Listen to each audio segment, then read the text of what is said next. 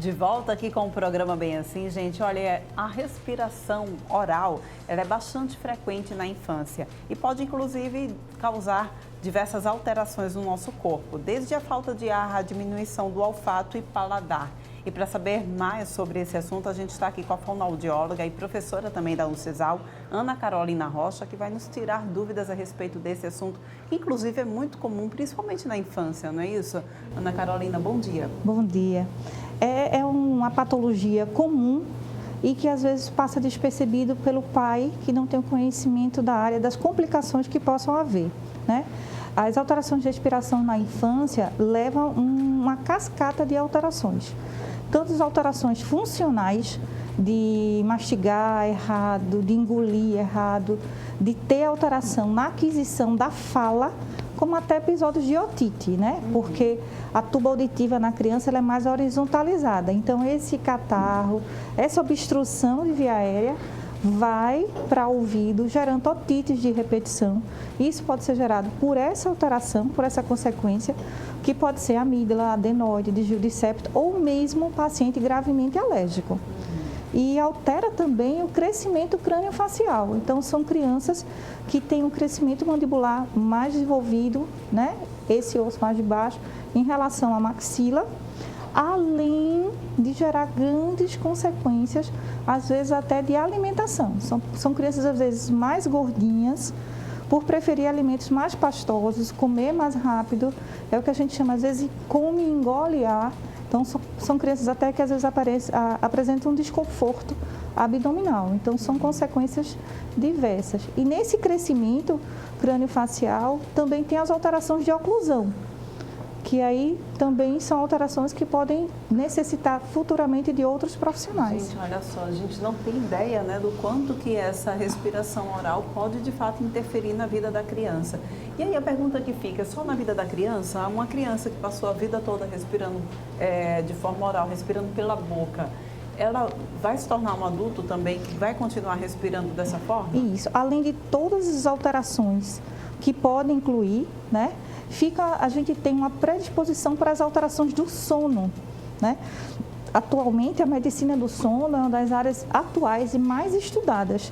E o que a gente vê são adultos com alterações de sono, além de todas as alterações que percorrem durante a infância, são adultos que roncam, sujeitos à apneia obstrutiva do sono, ou seja, falta ar durante que está dormindo.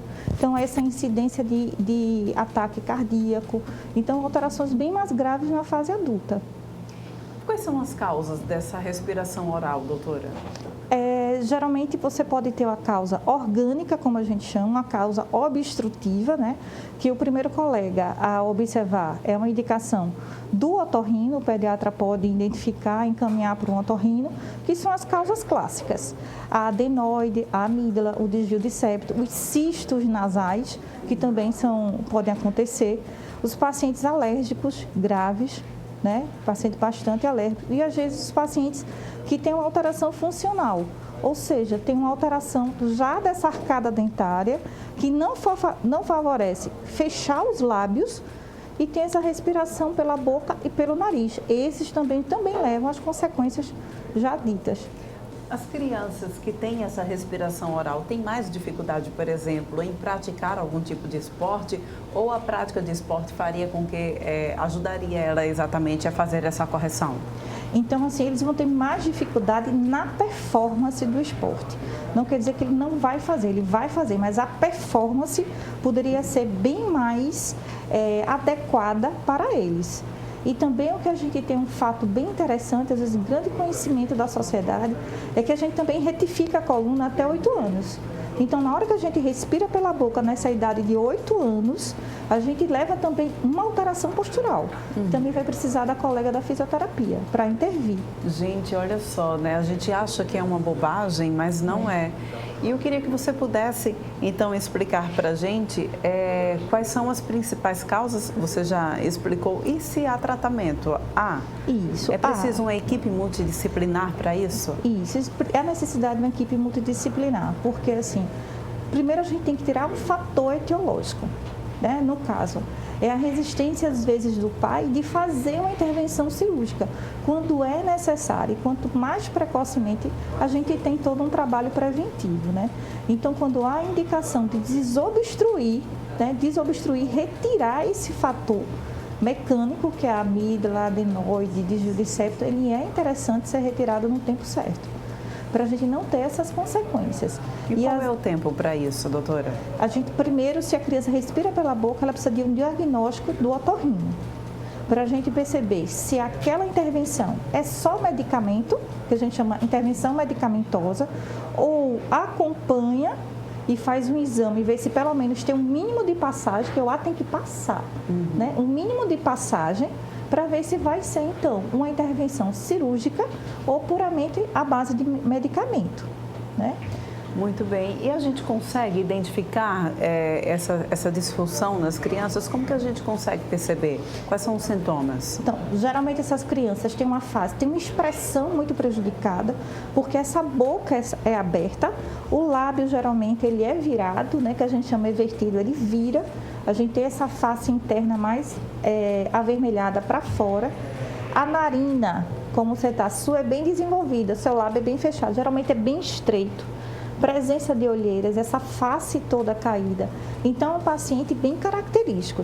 Mas, às vezes, tem aquele paciente que é só um pouquinho, o lábio é pouco evertido, mas ele tem também alterações de maior ou menor grau. Tem que ser avaliado.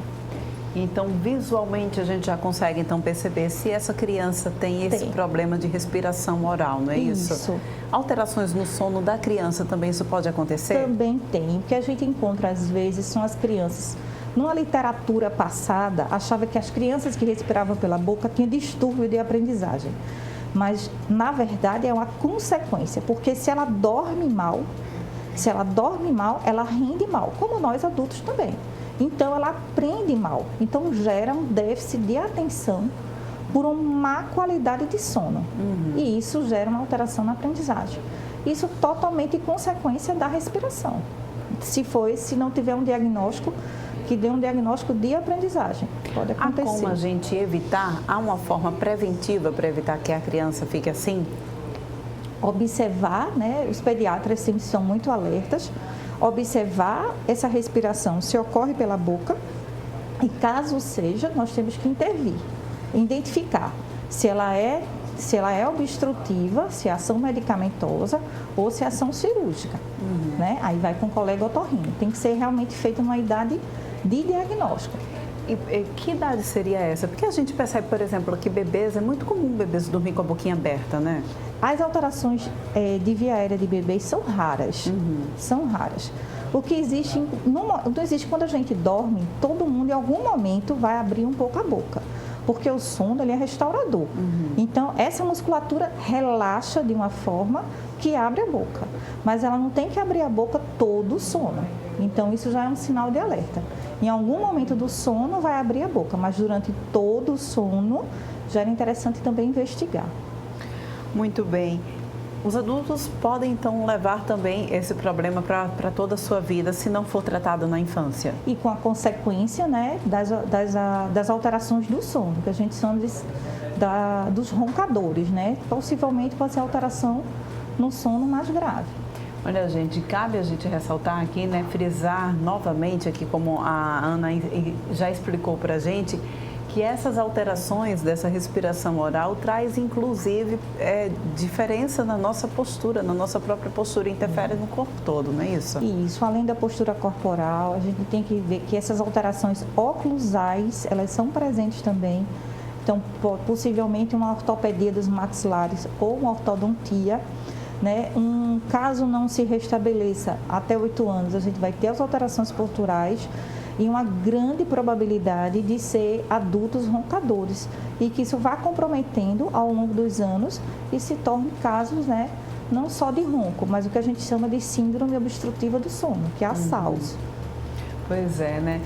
Interfere inclusive na dentição também. Isso, pode interferir de maior ou menor grau, dependendo do caso, na oclusão, no fechamento dessa arcada. E aí, pois é. E o quanto que é necessário a gente ter exatamente essa equipe, como a gente já frisou aqui também, né, multidisciplinar para trabalhar essa criança como um todo, em todos os aspectos em que houve essa alteração. Isso. E alertar também, um outro colega muito importante, as crianças alérgicas, né? Que hora está obstruída, hora não está obstruída. Então, às vezes, aquele tratamento longo com alergologista ou homeopata, que às vezes a gente deixa despercebido, e aí a gente está também provocando uma série de alterações. Porque hora vai respirar pelo nariz, hora pela boca, mas não tem uma permanência. Então, essas alterações também são encontradas nos pacientes alérgicos. Pois é, então precisa, na verdade, a gente sempre precisa frisar aqui a necessidade do diagnóstico precoce, então, não é isso? Sempre o diagnóstico precoce e não ter medo da intervenção precoce, né? Às vezes, assim, o coração de mãe, às vezes, aperta, não quer operar. É verdade. Mas a gente percebe que tem que haver essa intervenção em alguns casos. Muito bem, doutora, muito obrigada pela tua participação aqui no programa Bem Assim. A gente volta a se encontrar em outra oportunidade, tá bom? Eu que agradeço, em nome da sociedade. E a gente vai então encerrando o nosso programa hoje. Muito obrigada pela tua presença, pela tua companhia na manhã de hoje. A gente volta a se encontrar amanhã às 9h30 aqui no teu canal 525 da NET Claro, tá bom? Até lá!